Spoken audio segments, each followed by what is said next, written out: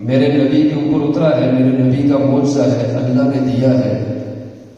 آج کائنات میں یہودیوں عیسائیوں سے پوچھیں آپ کہ آپ اپنے نبی کا کوئی معجزہ دکھائیں، موسیٰ کا یا عیسیٰ علیہ السلام کا کوئی معجزہ دکھائیں جس کو ہم اپنی آنکھوں سے دیکھیں، تو وہ لوگ اس بات سے قاصر ہیں کہ وہ اپنے نبی کا کوئی معجزہ ہمیں نہیں دکھا سکتے۔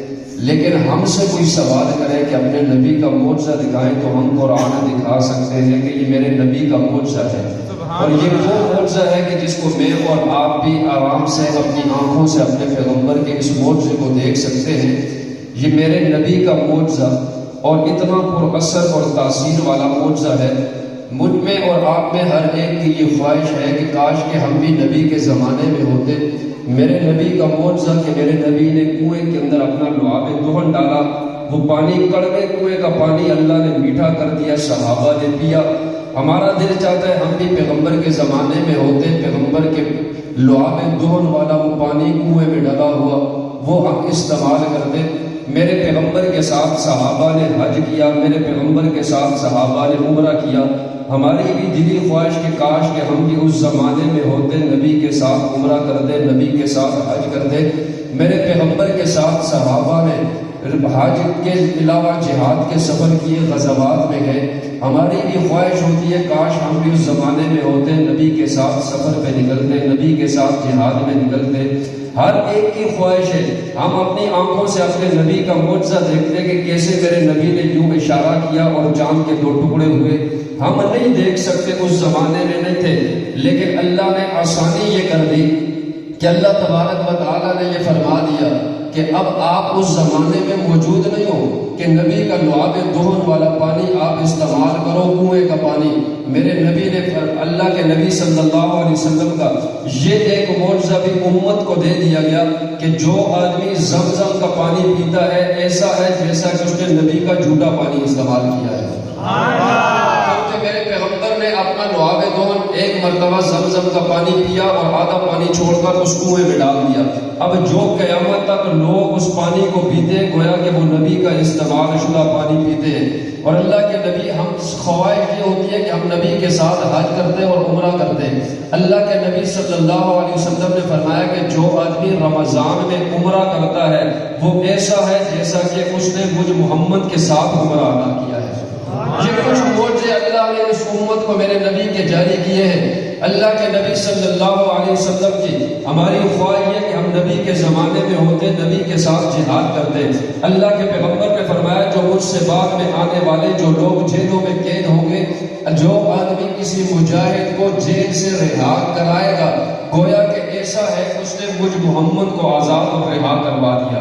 تو یہ میرے نبی کے جیسے اور معجزے ہیں کچھ اس امت کو اللہ نے عطا کیے ہیں۔ اسی طریقے سے ایک معجزہ یہ قرآن کا معجزہ ہے جو میرے پیغمبر کا معجزہ اور ہم اپنی آنکھوں سے دیکھ رہے ہیں۔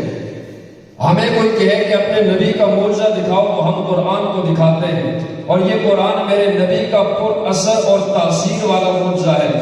یہ نہیں کہ ایسے عام سی کتاب ہے جس کو ہم پڑھتے ہیں، ہم سنتے ہیں، ہم اس کو پڑھتے رہیں، ہم اس کو سنتے رہیں، ایسا نہیں ہے، بلکہ یہ قرآن ایسی پر اثر اور تاثیر والی کتاب ہے کہ یہ کتاب جہاں پر پڑھی جاتی ہے لوگوں کے دلوں کو چینج کر دیا، جہاں پر پڑھی گئی لوگوں کی زندگیوں کو چینج کر دیا، جہاں پر تلاوت ہوئی لوگوں کی زندگیوں میں انقلاب آ گیا۔ بلکہ انسان تو انسان ہے، میرے نبی فجر کی نماز ہے، میرے پیغمبر فجر کی نماز میں اللہ کے قرآن کی تلاوت کر رہے ہیں، اور نماز زبان بھی زبان نبوت کی ہے جس پہ اللہ کے قرآن کو اتارا ہے۔ ایک آپ اور میں نے اور آپ نے بھی اپنے اپنے قاری صاحب کے پیچھے قرآن کی تلاوت سنی ہے، ہم نے تراویح پڑھی ہے۔ ان کی عظمت کے کیا کہنے جنہوں نے محمد رسول اللہ کے پیچھے قرآن کو سنا ہے۔ اللہ کے نبی کی اقتداء میں انہوں نے نمازیں پڑھی ہیں، اللہ کے نبی کی اقتداء میں انہوں نے اللہ کا قرآن سنا ہے۔ فجر کی نماز ہے، میرے پیغمبر نماز پڑھا رہے ہیں، اور میرے پیغمبر نماز کے اندر سورت کی تلاوت کرتے ہیں، قرآن کی تلاوت کرتے ہیں۔ یہ ایسی پر اثر اور تاثیر والی کتاب ہے کہ اللہ کے نبی کی زبان سے نکلتی ہے۔ ایک جنات کا وفد آتا ہے، وہ ڈھونڈتے ہوئے کہ کس وجہ سے ہمارا آسمانوں پہ اٹھنا بند ہو گیا۔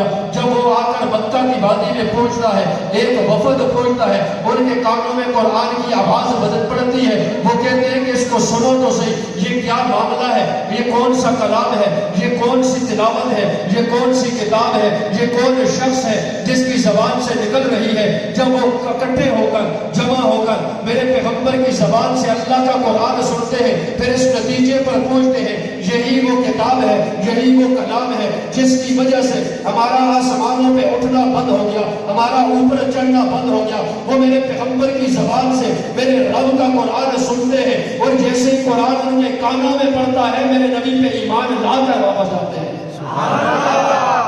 یہ کوئی عام کتاب نہیں کہ ہم اس کو کہیں گے عام کتاب ہے، بھائی پڑھ لی تو پھر بھی، نہ پڑھی تو پھر بھی، تلاوت کر لی تو پھر بھی، نہ کی تو پھر بھی۔ یہ اللہ نے ہمیں پیدا کیا ہے اس دنیا کے اندر، اور پیدا کرنے کے بعد اللہ نے یہ کتاب ہمیں دی ہے کہ اب جیسے یہ مائک ہے، اور یہ مائک کسی نے بنایا ہے، اس کے ساتھ وہ آپ کو ایک کاپی دیتے ہیں۔ ایک موبائل آپ دکان سے خریدتے ہو، وہ دکان والا موبائل کے ساتھ ایک بک آپ کو دیتا ہے، اور کہتے ہیں اس بک کو پڑھنا، اس میں موبائل کو چلانے کا سارا طریقہ لکھا ہے، اس کتابی اور کاپی کو پڑھنا، اس میں مائک کو چلانے کا سارا طریقہ لکھا ہے۔ یہ انسان کو پیدا کیا ہے، میرے رب نے ساتھ آسمان سے بک بھیجی ہے، یہ قرآن کو بھیجا ہے، میرے رب نے بھیجا ہے، کہا اس میں پڑھنا انسان زندگی کیسے گزارنی ہے، اس میں پڑھنا آپ نے نماز کیسے پڑھنی ہے، اس میں پڑھنا آپ نے دن رات کیسے گزارنے ہیں، اس میں پڑھنا آپ نے بڑھاپا کیسے گزارنا ہے، جوانی کیسے گزارنی ہے، لڑکپن کیسے گزارنا ہے، ساری زندگی کیسے گزارنی ہے، یہ کتاب میں نے لکھ کر بھیج دیا ہے۔ اب اگر اس کے مطابق کوئی آدمی اپنی زندگی کو ڈالے گا وہ کامیاب ہے۔ یہ مائک کو آواز پہنچانے کے لیے ہے، اگر اس کو میں ڈنڈے کے طور پر اپنے ہاتھ میں لے کر گھومتا رہوں لوگ مجھے پاگل کہیں گے۔ اسی طریقے سے انسان کو جس مقصد کے لیے بھیجا ہے، اگر وہ کتاب کو پڑھے بغیر اپنی زندگی میں لگا رہے، اپنے مقصد میں لگا رہے، لوگ اس کو پاگل کہیں گے۔ کامیاب وہی ہے جو اپنی زندگی کو اس قرآن کے مطابق ڈھال کر، اس قرآن کے مطابق اپنی زندگی کو گزارے گا، وہ اس جہان میں بھی کامیاب ہے، اگلے جہان میں بھی کامیاب ہے۔ نعرہ تکبیر، نعرہ تکبیر، شان صحابہ، عظمت صحابہ، عظمت قرآن۔ اللہ نے یہ پر اثر کتاب ہمیں دی ہے، اور اس کتاب کے ذریعے سے لوگوں کی زندگیاں بدلی ہیں۔ مکے میں میٹنگ ہوئی کیسے اس پیغمبر کو روکا جائے، یہ تو روز بروز اس کی فوج میں لوگوں کا اضافہ ہوا ہے، ہم ہر کچھ کر کے بھی تھک گئے، لیکن پھر بھی لوگ اس کے جماعت میں شامل ہو رہے ہیں، کوئی پیچھے ہٹتا نہیں، سارے سر جوڑ کر بیٹھے، کیا کیا جائے؟ ابو جہل نے عتبہ کو کہا کہ تو بڑا زبان دراز، چال باز، تو ایسا کر کہ تو محمد سے بات کر صلی اللہ علیہ وسلم۔ اس کو چاہیے کیا؟ مال چاہیے، عورت چاہیے، سرداری چاہیے، بادشاہت چاہیے۔ اس نے کہا میں جا کر بات کرتا ہوں۔ چلا گیا میرے پیغمبر کے پاس، اللہ کے نبی سے پوچھنے لگا کیا چاہتے ہو تمہیں کیا چاہیے؟ تم نے مکہ کے اندر افراتفری میں چال دی، نیا نبوت کا دعویٰ کر کے، ہر بھائی بھائی کا دشمن ہے، بیوی الگ ہے، خامد الگ ہے، باپ الگ ہے، بیٹا الگ ہے۔ ہمارے مکے میں پرامن فضا بھی آپ نے خراب کر دیا، آپ چاہتے کیا ہو؟ میرے پیغمبر خاموش رہے تو خود آگے سے جواب دیتا ہے، آپ کو لڑکی چاہیے تو بتائیں، ہم آپ کی شادی کروا دیتے ہیں۔ آپ کو مکہ کی سرداری چاہیے، بتلاؤ ہم آپ کو سرداری دے دیتے ہیں۔ آپ کو اگر پیسہ چاہیے آپ بتلاؤ، ہم آپ کو مال اور دولت دے دیتے ہیں۔ جب ساری بات کر چکا میرے پیغمبر نے کہا آپ کی بات ختم ہوگی؟ کہنے لگا ہاں ختم ہوئی۔ کہا میں کچھ عرض کروں؟ اس نے کہا عرض کرو۔ میرے پیغمبر نے سورۃ حامیم سجدہ کی تلاوت شروع کر دی، اور پھر پڑھنے والا بھی آپ کا قاری علی اکبر نہیں تھا، پڑھنے والا بھی کوئی ٹیکسٹے کا قاری نہیں تھا۔ میرے محمد رسول اللہ کی زبان سے جب سورۃ حامیم سجدہ کی تلاوت اس عتبہ نے سنی ہے، جب اس کی کانوں میں آواز پڑی، وہ اس کے منہ کھلے کا کھلا رہ گیا، یوں زمین کے اوپر اپنے ہاتھ پھینک کر بیٹھ گیا۔ میرے پیغمبر نے سجدہ کیا، اور سجدہ کرنے کے بعد میرے نبی نے کہا آپ کو جواب مل گیا جو میں چاہ رہا ہوں، جو میں لینا چاہتا ہوں۔ وہاں سے اٹھا، اپنے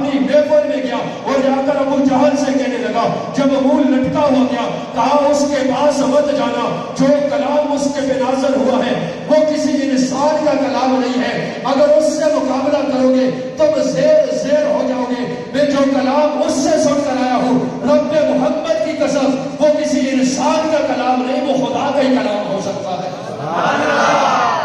یہ ایسی پر اثر کتاب ہے. یہ صحابہ جو اللہ کے نبی پہ ایمان لانے سے پہلے کیا تھے؟ آپس میں دشمن، کبھی گھوڑا آگے بڑھانے پہ جھگڑا تو کبھی پانی پلانے پہ جھگڑا. میرے گھوڑے سے آپ کے گھوڑے نے پانی پہلے پی لیا، لڑائی شروع. اور 1-2 دن نہیں 300 سال تک لڑائی چلتی رہی. خاندانوں کے خاندان تباہ ہوئے. لیکن پھر کیا وجہ تھی کہ تبوک کا میدان میں ایک صحابی پیاسا تڑپ رہا ہے، پانی مانگ رہا ہے. اس کے پاس پانی کا مشکیزہ پہنچا تو ساتھ والا تڑپا. اس نے کہا میرے اس بھائی کو دو. اس کے پاس پہنچا تو تیسرے کی آواز آئی.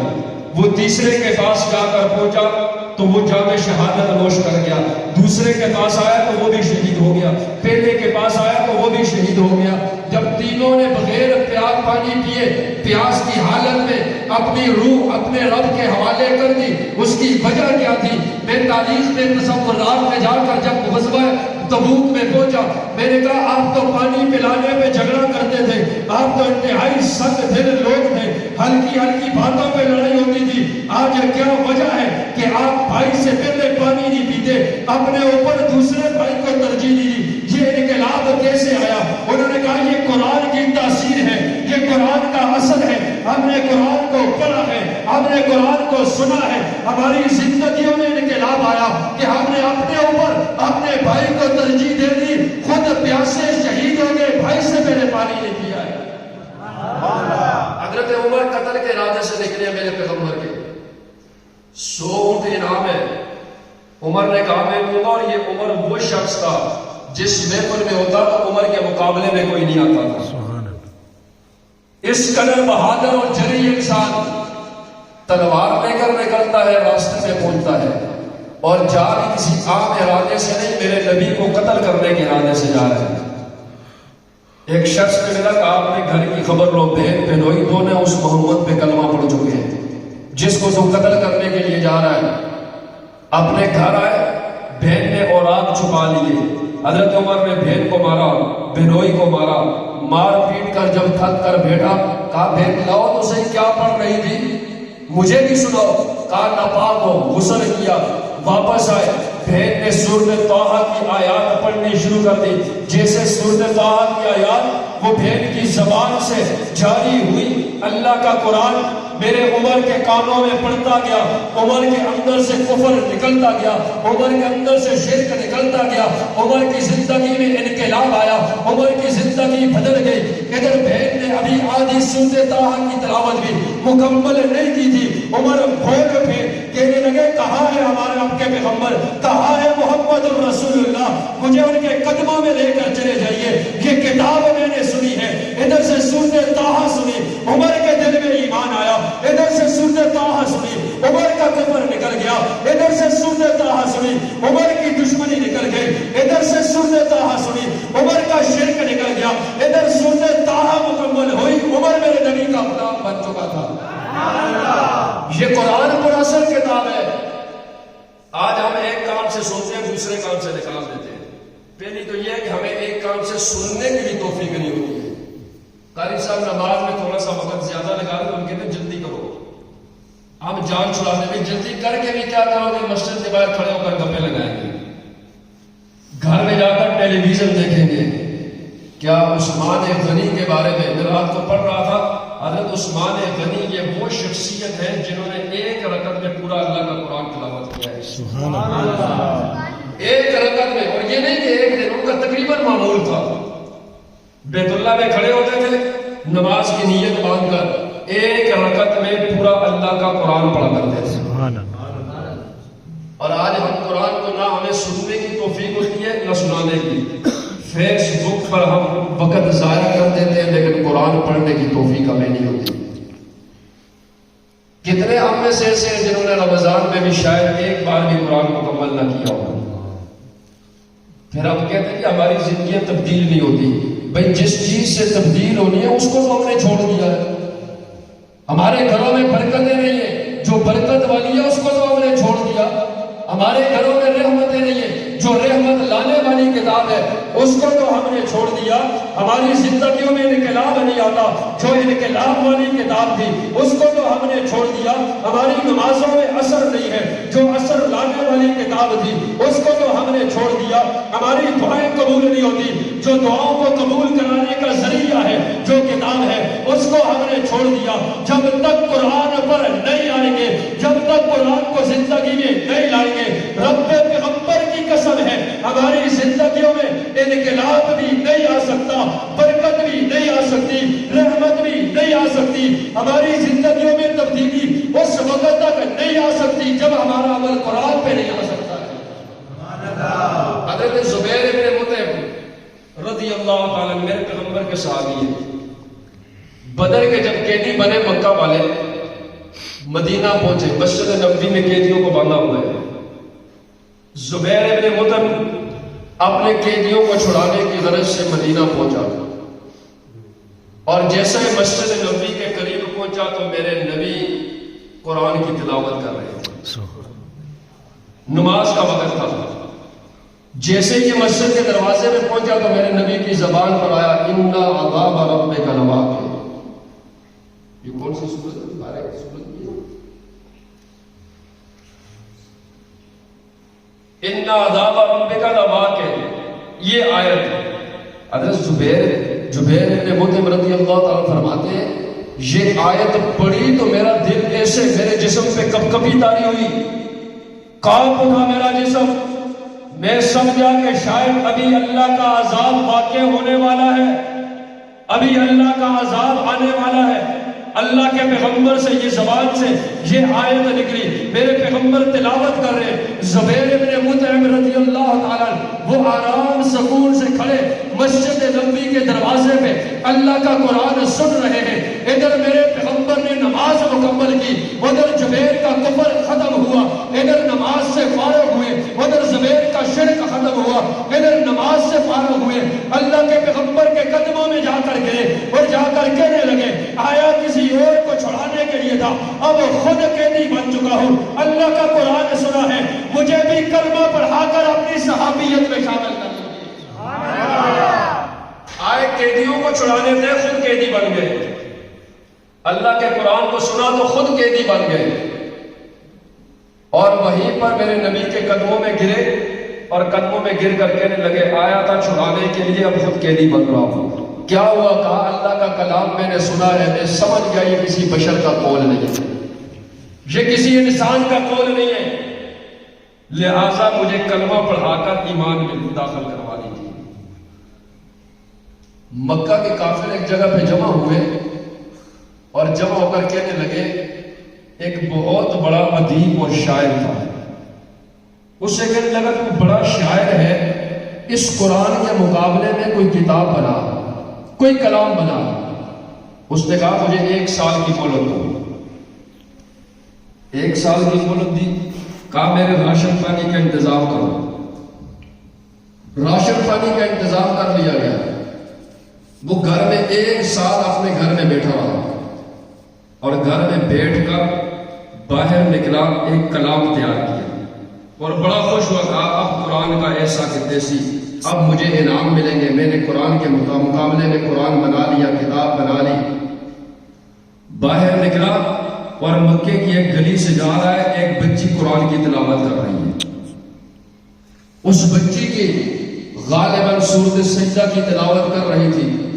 جیسے ہی اس کے کانوں میں اللہ کے قرآن کی آواز پڑی، وہیں پہ رک گیا اور رک کر اپنے جو لکھا ہوا کلام تھا اس کو پھاڑ کر زمین پر پھینکا، اور زمین پر پھینک کر اس نے وہاں پر اقرار کیا کہ میں 1 سال نہیں 1000 سال بھی لگا رہوں اس قرآن کا مقابلہ میں نہیں کر سکتا.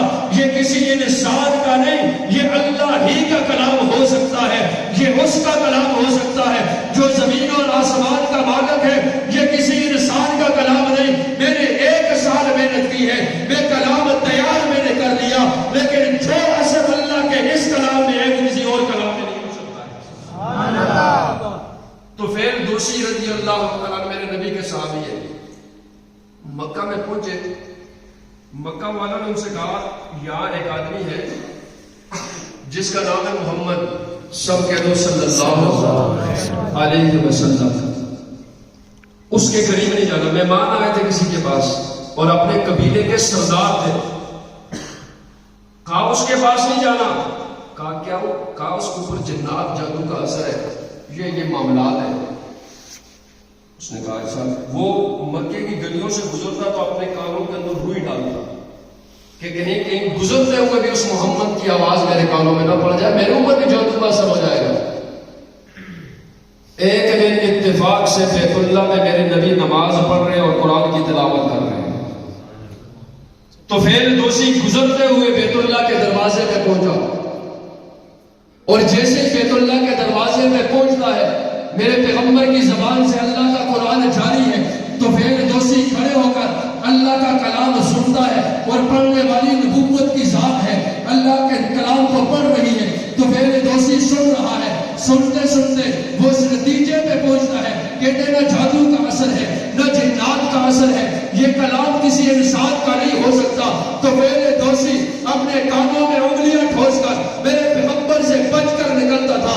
آج قرآن کی آواز کانوں میں پڑی، میرے پیغمبر نے نماز مکمل کی، تو میرے دوسی میرے پیغمبر کے قریب ہوا، کہا آج تک آپ سے بچ کر مکے سے گزرنا تھا، آج قرآن سن لیا، میں سمجھ گیا ہوں کسی انسان کا کلام نہیں ہے، مجھے بھی کلمہ پڑھاؤ اور اپنی صحابیت میں شامل کرو۔ میرے دوسی کلمہ پڑھ کر میرے نبی پر ایمان لاتا ہے تو قرآن کو سن کر ایمان لاتا ہے۔ یہ قرآن کوئی عام کلام نہیں ہے۔ حضرت زماد رضی اللہ تعالیٰ عنہ یہ صحابی بنے، صحابی بننے سے پہلے جنات کا علاج کرتے تھے۔ مکے میں آئے، لوگوں نے کہا تو لوگوں کو پاگل پن کا علاج کرتا ہے، ہمارا بھتیجے محمد اس کا نام ہے صلی اللہ علیہ وسلم، وہ نعوذ باللہ پاگل ہو چکا ہے، آپ اس کا علاج کراؤ، یتیم ہے۔ زماد میرے نبی کے پاس پہنچا اور میرے پیغمبر کے پاس پہنچتا ہے، کہتا ہے کہ آپ یتیم ہو، سنیں آپ کے اوپر جنات کا اثر ہے، جادو کا اثر ہے، میں علاج کرتا ہوں، آپ سے فیس نہیں لوں گا، فری میں آپ کا کام کروں گا کہ آپ یتیم ہیں۔ ساری بات کر دی، میرے پیغمبر صلی اللہ علیہ وسلم فرمایا کہ زماد تیری بات ختم ہوئی، اب میں اپنی بات بھی شروع کروں؟ کہا جی ہاں بولیے کریے۔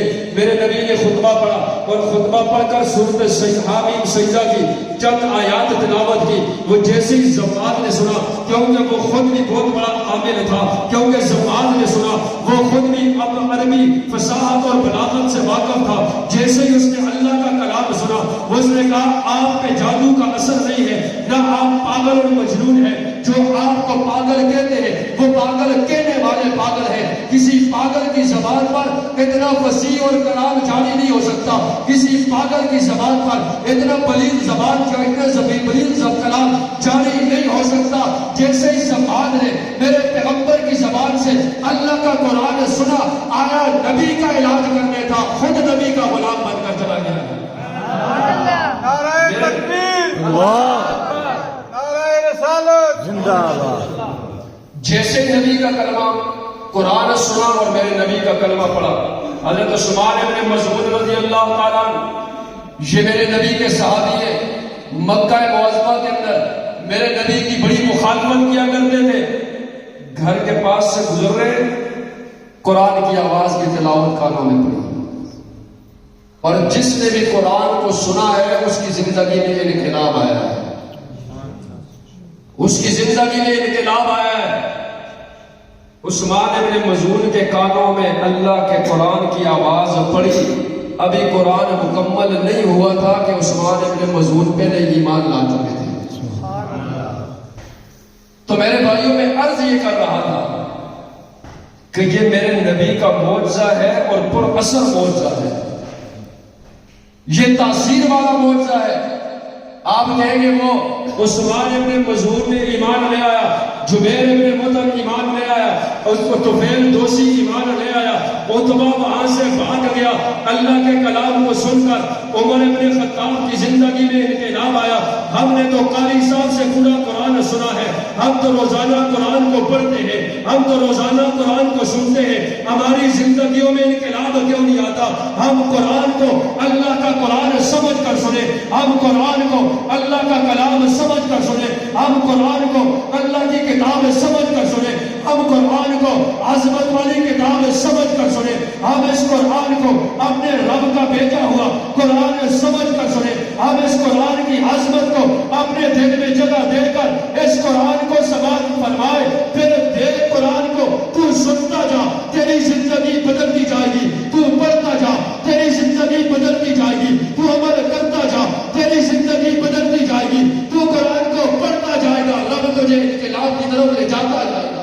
قرآن کو پڑھو تو صحیح۔ سالہ سال گزر جاتے ہیں، ہم قرآن کو پڑھنے کی نوبت نہیں آتی ہے۔ ذرا گھر میں کوئی پریشانی ہو، ہم مولوی صاحب کے پاس بھاگتے ہیں، تعویذ لے کر آؤ۔ بھائی جاتے ہیں یا نہیں جاتے؟ تعویذ لاؤ، بھائی کیا ہوا ہے؟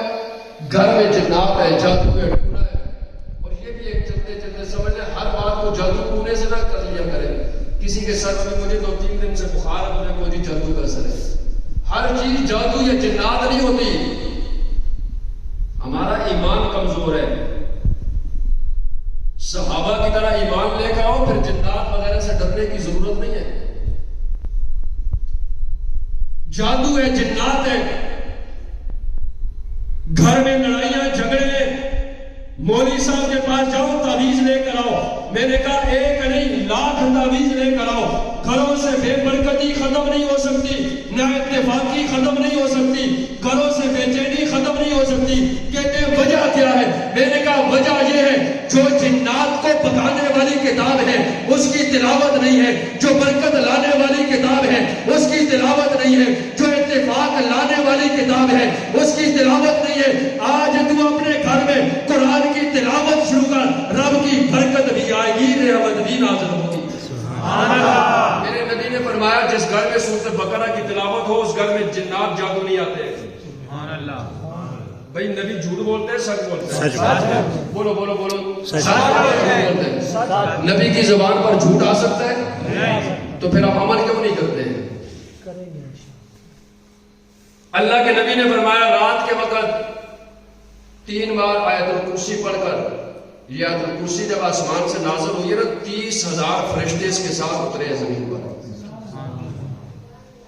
آیت الکرسی پڑھ کر سو جاؤ، کوئی چیز آپ کو نقصان نہیں پہنچا سکتی۔ بھائی ہم کرتے نہیں کرتے۔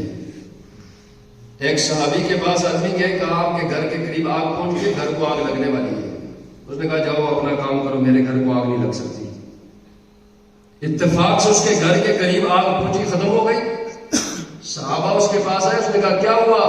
اس نے کہا میرے نبی نے فرمایا بسم اللہ الذی لا یضر مع اسمہ شیء فی الارض ولا فی السماء وهو السمیع العلیم۔ جو آدمی صبح اور شام 3 بار یہ دعا پڑھے گا اس کو اس دن میں کوئی چیز نقصان نہیں پہنچا سکتی۔ میں نے صبح یہ دعا پڑھ لی تھی، مجھے یقین تھا میرے نبی کا فرمان غلط نہیں ہو سکتا۔ وہ ایک آگ نہیں، ہزاروں آگے بھی آ جائے میرے گھر کو نہیں جلا سکتی۔ کیا ہمارا ایمان صحابہ کے ایمان کی طرح کیوں نہیں؟ اس لیے ہمیں چاہیے کہ ہم اپنی زندگی کو قرآن کے مطابق ڈالیں، قرآن کی تلاوت پہ لے کر آئیں۔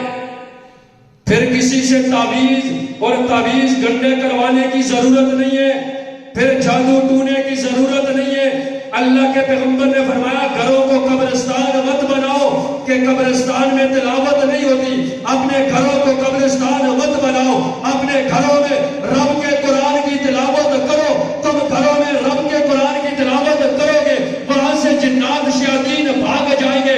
یہ میرے پیغمبر کا فرمان ہے۔ زمین اوپر جا سکتی ہے، آسمان نیچے آ سکتا ہے، میرے نبی کا فرمان غلط نہیں ہو سکتا ہے۔ سبحان اللہ۔ ہم عمل کریں نہ کریں، میرے نبی کا فرمان سچا ہے۔ اور اللہ کے نبی نے فرمایا جو ویران گھر ہوتا ہے اس میں جنات شیاطین ڈیرے ڈالتے ہیں۔ اور اللہ کے نبی نے فرمایا کہ جو جسم ویران ہو، جس میں قرآن کا کچھ حصہ بھی نہ ہو، اللہ کے نبی فرماتے ہیں اس کی مثال ویران گھر جیسی ہے۔ یعنی جس دل میں قرآن کا کوئی حصہ نہ ہو، وہ ویران گھر ہے، اور جو گھر بھائی بند پڑا ہو سالہ سال سے، اس میں جنات شیاطین ڈیرے ڈالتے نہیں ڈالتے؟ تو ہم نے اپنے دلوں کو بند کر دیا، اپنے جسموں کو بند کر دیا، اس میں قرآن کا کوئی حصہ نہیں، اور پھر اس جسم میں جنات اور شیاطین نے ڈیرے ڈال دیے، جنات اور شیاطین نے اس میں بسیرا کر لیا، پھر غلط خیالات بھی آئے، پھر نا اتفاقی بھی ہوئی، پھر بدنظری بھی ہوئی، پھر بھائی کے حق میں ڈاکہ بھی ڈالا، پھر قتل و قتال بھی ہوا، پھر شرم و حیا بھی گئی، پھر بے پردہ کے بھی آئے، پھر سب کچھ آیا، آخر کفر تک پہنچے، عقائد بھی خراب، نظریات بھی خراب۔ اس دل میں ہم اللہ کے قرآن کو جگہ دیں گے، اس میں رب کی طرف سے رحمتیں اور برکتیں نازل ہوں گی۔ تو کون آج سے قرآن کی تلاوت کرے گا؟ سارے کریں گے؟ جب قرآن کی تلاوت کریں گے نا، تو پھر رب نے جیسے صحابہ کی زندگیوں کو بدلا ہے، اللہ ہماری زندگیوں کو بھی بدلے گا۔ صحابہ کون تھے پہلے؟ یہ بھی تو ہماری طرح عام لوگ تھے، آپس میں لڑائی جھگڑے، یہ وہ لوگ تھے جن پر حکومت کرنے کے لیے کوئی تیار نہیں تھا، یہ وہ لوگ تھے جن کو کھانے کے طریقے کا پتہ نہیں تھا، یہ وہ لوگ تھے جن کو پتہ ہی نہیں تھا کہ ان کے یہ پانی کیسے پیا جاتا ہے، جن کو پتہ ہی نہیں تھا راستے میں چلا کیسے جاتا ہے، جن کو معلوم نہیں تھا ماں کا حق کیا ہے، جنہیں معلوم نہیں تھا بیوی کا حق کیا ہے، جنہیں معلوم نہیں تھا پڑوسی کا حق کیا ہے، جنہیں معلوم نہیں تھا بھائی کا حق کیا ہے، جنہیں معلوم نہیں تھا باپ کا حق کیا ہے، جنہیں معلوم نہیں تھا رشتہ داروں کا حق کیا ہے۔ جب قرآن آیا، قرآن سنا، قرآن پڑھا، پھر انقلاب برپا ہوا، پھر وہی لوگ تھے، میرے رب نے کہا میں ان سے راضی ہو چکا، یہ مجھ سے راضی ہو چکے ہیں۔ اللہ نے ان کے لیے رضاعت کا اعلان فرمایا۔ پھر اپنے بھائیوں کو تو چھوڑو، حاتم طائی کی بیٹی آئی، مدینہ میں آئی، میرے نبی کے پاس آئی، اور جب نبی نے اس کو واپس بھیجا، صحابہ کو ساتھ کیا، اس حاتم طائی کی بیٹی کو اس کے گھر پہ چھوڑ کے آؤ، صحابہ کا قافلہ ساتھ چلا۔ پہلے یہ وہی لوگ تھے جن میں شرم و حیا نہیں تھا، پہلے یہ وہی لوگ تھے جن پہ عورت کی قدر اور اہمیت کچھ بھی نہیں تھی۔ حاتم طائی کے ساتھ ہوئے، راستے میں دن رات گزرے، حاتم طائی کے گھر میں پہنچے، بھائی بہن سے کہتے ہیں، بہن ان کے ساتھ آئی ہوئی 4-5 بندے ساتھ ہیں، راستے میں جنگل بھی آئے ہیں، رات بھی آئی، دن بھی آئے، اکیلی تھی تو، کہیں ان کی نظر تیرے اوپر بد نظر تو نہیں ہوئی؟ تو وہ حاتم طائی کی بیٹی اپنے بھائی سے کہتی ہے، زبان سنبھال کے بات کر، یہ جو لوگ ہیں یہ کوئی عام نہیں، یہ پیغمبر کے نوکر، پیغمبر کے غلام ہیں۔ اے بھائی، جتنا شرم و حیا میں نے نبی کے صحابہ کی آنکھوں میں دیکھا ہے، بھائی اگر تو بھی میرے ساتھ اکیلا ہوتا، میں تیری آنکھوں میں بھی اتنا حیا نہ دیکھتی جتنا نبی کے غلاموں کی آنکھوں میں نے دیکھا۔ یہ قرآن کا اثر نہیں ہے؟ حضرت عمر کے زمانے میں ایک صحابی نے خط لکھا، کہا امیر المومنین ہم نے 30,000 کی فوج کو گزارنا ہے، اور راستے میں یہودیوں نے لڑکیوں کو چھتوں پہ کھڑا کر دیا راستے میں کہ یہاں سے مسلمانوں کی فوج گزرے گی، آپ نے گانا بجانا کرنا ہے، ناچ گانا، یہ آپ کو دیکھیں گے بدنظری ہوگی، اللہ کی مدد اٹھے گی، ہم ان پہ غلبہ پا لیں گے۔ حضرت عمر نے فرمایا کوئی مسئلہ نہیں، یہ ساری فوج کو اکٹھا کرو اور قرآن کی ایک آیت سناؤ۔ کتنی آیت؟ یہ نہیں کہا پورا گھنٹہ ان کو تقریر کرو، ایک آیت سناؤ۔ سنائی آیت، فوج کو اکٹھا کیا، کل للمؤمنین یغضوا من ابصارہم، ایمان والوں نگاہیں حفاظت کرو، اپنی نظروں کی حفاظت کرو۔ ایک آیت سنائی، فوج کو روانہ کیا، یہودیوں کی بستی میں پہنچے، عورتیں ناچتی رہی، گانا گاتی رہی، ننگا لباس ان کا، وہ سب کچھ کرتی، میری جسم میری مرضی والی عورتیں، وہ اس زمانے میں ناچ گانا کرتی کرتی تھکی، فوج گزرتی رہی۔ جب فوج گزر گئی، وہ لڑکیاں چیخ کر کہتی ہیں، بھائی آپ نے دیکھا نہیں ہمیں اتنی حسین اور جمیل، اتنی بے پردگی کا عالم، ناچ گا کر تھک گئی، آپ نے دیکھا کیوں نہیں؟ وہ فوجی کہتے ہیں اللہ کا قرآن سن کر آئے ہیں، ہم اوپر نہیں دیکھ سکتے۔ کہاں کون سا قرآن ہے؟ اس فوجی نے یہی آیت پڑھی، قل للمؤمنین یغضوا من ابصارہم، ایمان والوں سے کہہ دیجئے اپنی نگاہوں کو نیچے کرو۔ یہ ایک آیت اس مسلمان فوجی کی زبان سے نہیں اتری، وہ عیسائی لڑکیاں، وہ یہودی لڑکیاں چھتوں سے کود کر اور مسلمانوں کے پاس آئی، ایک آیت سن کر، ایک دو نہیں، سینکڑوں یہودی لڑکیوں نے میرے نبی کا کلمہ پڑھ کر مسلمان ہو چکی تھی۔ سبحان اللہ۔ یہ قرآن کی تاثیر اور قرآن کا اثر ہے۔ ویسے ہی صحابہ کو اللہ نے رضی اللہ عنہم ورضوا عنہ نہیں کہا، ان کی زندگیوں میں قرآن نے انقلاب لایا ہے اور پھر انہوں نے آگے انقلاب لایا ہے۔ جہاں تک گئے صحابہ انہوں نے انقلاب لایا، جہاں تک گئے صحابہ ان کا انقلاب کو برباد کر دیا۔ پھر انہی صحابہ نے نبی سے اس کتاب کو لیا، اس پہ عمل کیا، صحابہ کی زندگی پلٹی، اس کتاب نے انقلاب لایا۔ صحابہ اس کتاب کو لے کر نکلے، ساری کائنات کے اندر پھیل گئے۔ یہ صحابہ کا انقلاب ہے، ساری دنیا میں صحابہ اس کتابوں کو لے کر پھرے، اللہ کے کلام کو لے کر گھومے۔ آج میری اور آپ کی مسجد میں قرآن پڑھا ہے، یہ صحابہ کی قربانیوں کا صدقہ ہے۔ میری اور آپ کی مسجد میں نماز ہے، یہ صحابہ کی قربانیوں کا صدقہ ہے۔ میرے مسلمانوں، آپ کے پاکستان میں ایک دو نہیں، کئی صحابہ کی قبریں موجود ہیں۔ آپ کے پاکستان میں ڈیرہ اسماعیل خان میں صحابہ کی قبریں ہیں، آپ کے پشاور میں صحابہ کی قبریں ہیں، سکر میں صحابہ کی قبریں ہیں، کراچی میں صحابہ کی قبریں ہیں۔ یہ صحابہ یہاں ویسے نہیں آئے، ان کی زندگیوں میں قرآن نے انقلاب لایا، اس انقلاب کو لے کر نکلے، جہاں بھی گئے ہیں رب کا قرآن پہنچایا ہے، نبی کا فرمان پہنچایا ہے۔ یہ صحابہ قرآن کو لے کر ہم تک پہنچے۔ بھئی جنہوں نے ہمیں قرآن دیا، اللہ کا دین دیا ہے، ان کی عزت اور ناموس کا تحفظ کرنا ہمارا ذمہ ہے یا نہیں ہے؟ ان کا احسان ہے یا نہیں ہے؟ بھئی آج کوئی MNA MPA ہمارے علاقے میں آئے اور ہماری گلی نالی پکی کروا لے، ہم کہتے ہیں ہم اس کے احسان مند ہیں۔ کیوں بابا، کیوں احسان مند ہو؟ کہتے ہیں ہماری گلی پکی کروائیے، اور جو گلی پکی کروائے وہ احسان مند ہے، اور جو رب کا قرآن دے اس کا احسان نہیں ہے۔ نماز دی، قرآن دیا، یہ صحابہ کا احسان ہے ہمارے اوپر۔ احسان ہے یا نہیں ہے؟ تو صحابہ کی عزت اور ناموس کا تحفظ کرنا چاہیے نہیں کرنا چاہیے؟ جیسے صحابہ نے اللہ کے نبی سے دین کو لیا، پھر اس پہ عمل کیا، پھر ساری دنیا میں پھیلے اور اس قرآن کو پہنچایا، اس قرآن پہ عمل کیا۔ اب کوئی بندہ یہ کہے کہ صحابہ مسلمان نہیں، کوئی بندہ یہ کہے کہ صحابہ میں ایمان نہیں، کوئی بندہ یہ کہے انہوں نے قرآن کو بدل دیا۔ بھئی قرآن کو بھی بدل سکتا ہے؟ ابھی یہ قاری صاحب نے سنایا ہے، اور اگر قاری صاحب غلط پڑھے قرآن، پیچھے چھوٹا سا بچہ سامنے کھڑے ہو، یہ قاری صاحب اس بچے کے استاد ہو، اور یہ قاری صاحب قرآن میں ڈنڈی مارنے کی کوشش کرے تو وہ سامنے ڈنڈی مارنے دیتا ہے؟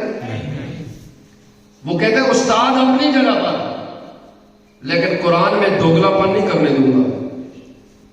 استاد اپنی جگہ پر، پیر اپنی جگہ پر، قرآن میں دو نمبری نہیں کرنے دوں گا۔ جو 14ویں صدی کا ایک معصوم سا بچہ ہو، وہ قرآن میں رد و بدل برداشت نہیں کرتا، تو میرے نبی سے کلمہ پڑھنے والے، میرے نبی کے پیچھے نماز پڑھنے والے، میرے نبی سے ایمان سیکھنے والے، میرے نبی سے زکوٰۃ سیکھنے والے، میرے نبی کے ساتھ جہاد کرنے والے، میں کیسے مان جاؤں کہ انہوں نے قرآن کو بدل دیا؟ 14ویں صدی کا بچہ قرآن بدلتا برداشت نہیں کرتا، تو ابو بکر نے قرآن کو کیسے بدلتا برداشت کر لیا؟ یہ نہیں ہو سکتا۔ اس لیے یہ قرآن ہم تک پہنچا ہے تو صحابہ کی قربانیوں کا صدقہ ہے، اور قرآن سے انقلاب آتا ہے، قرآن سے زندگیاں بدلتی ہے، قرآن سے زندگیوں میں تاثیر پیدا ہوتی ہے۔ اس لیے مسلمانوں، میں مسجد میں بیٹھ کر میں نوجوانوں سے بھی، آپ سے بھی ہاتھ جوڑ کر کہتا ہوں، خدا کے لیے آؤ، اس قرآن کی طرف آؤ۔ اس قرآن کو پس پش ڈال دیا ہم نے، آج ہماری زندگیوں سے برکتیں رحمتیں ختم ہو چکی ہیں، ہماری زندگیوں سے انقلاب ختم ہو چکا ہے۔ اے افسوس اس بات پہ ہوتا ہے، رمضان کا مہینہ ہوتا ہے اور نوجوانوں کے ہاتھوں میں موبائل ہے، وہ موبائل پہ PUBG کھیلتا ہے، لیکن قرآن پڑھنے کی ضرورت اس نے محسوس نہیں کی۔ ان یہودیوں نے ہمارے نوجوان کے ہاتھ سے قرآن کو چھین کر PUBG تھما دی، آج یہ PUBG کے پیچھے لگا ہوا ہے۔ وہ یہودی تمہاری ماں بہنوں کی عزتوں سے کھیل گیا، وہ تمہاری مسجدوں سے کھیل گیا، وہ تمہاری عزتوں سے کھیل گیا۔ آؤ واپس چلے، اپنے قرآن کی طرف چلے، اپنے اسلاف کے نقش قدم پہ چلے۔ آؤ قرآن سے جاری لگاؤ، اس قرآن سے جاری لگانا یہ تمہارا کام ہے، اور تمہاری زندگیوں میں انقلاب لانا یہ میرے خدا کا کام ہے۔ دوستی نہیں لگائیں گے۔ کون آج کے بعد روزانہ کی بنیاد پر صبح قرآن کی تلاوت کریں گے تلاوت؟ اور کون اپنے بچے کو مسجد میں مدرسے میں بھیج کر حافظ قرآن بنائے گا؟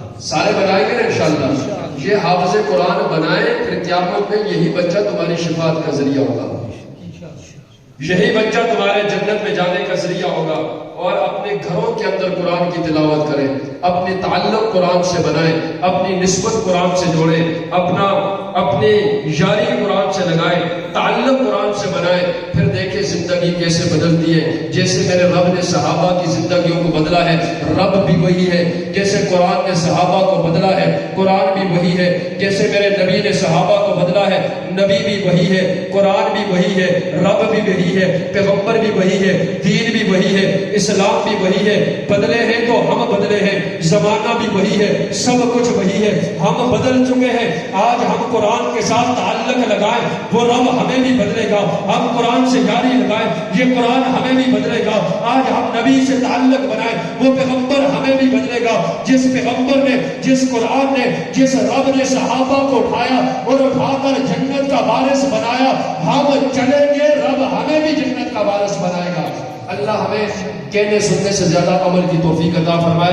وآخر دعوانا ان الحمدللہ رب